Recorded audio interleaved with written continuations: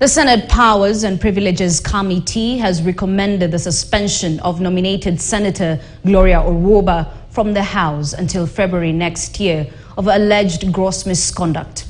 This after several allegations she had raised against some members in Senate were unsubstantiated by the powerful committee chaired by the Senate Speaker Amason Kingi. The debate to consider the committee's report was, however, cut short with reports of high-level calls after the session got heated. Orwoba had claimed sexual harassment, favoritism, corruption and kickbacks for legislative agenda. KTN's Emmanuel To reports. Thursday afternoon, senators assembled to receive and debate the report by the Powers and Privileges Committee on the conduct of one of their own, nominated Senator Gloria Orwoba, whose conduct, according to the 7-member powerful committee, was uncouth, unbecoming and less honorable.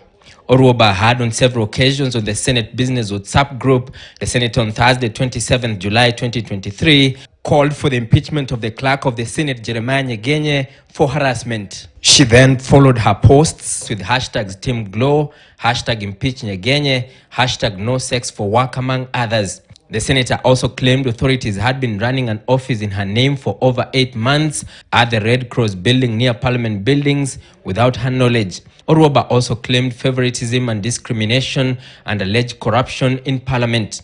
All these issues that I am bringing here, some of them might not be unique to me. I know other legislators who might not have the courage to come and give personal statements and personal accounts that are dealing directly with individuals or offices who are actually operating as cartels in Senate. The committee, chaired by the Senate Speaker Amason Kingi, made several recommendations, including that the senator be suspended from the House for the remainder of the session that ends in December, and also the period when the House proceeds on Christmas recess and resumes sittings in February.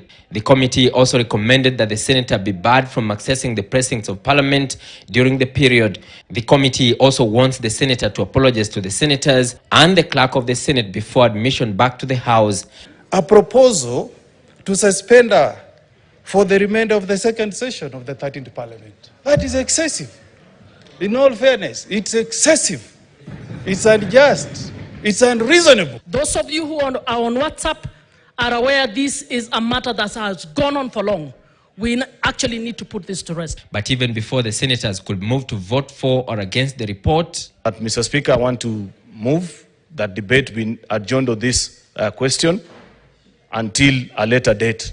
And we should not expose it by washing some kind of linen. That might not be very good to the public. But mine is just to ask, as the leaders, why did we allow it to come this far? May those of that opinion say aye. Aye. May those of a contrary opinion say nay. Nay. The ayes have it.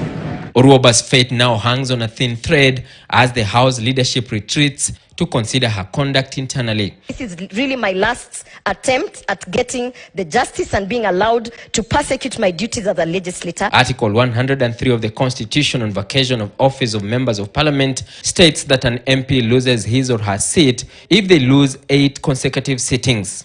Emmanuel To, KTN News, Nairobi.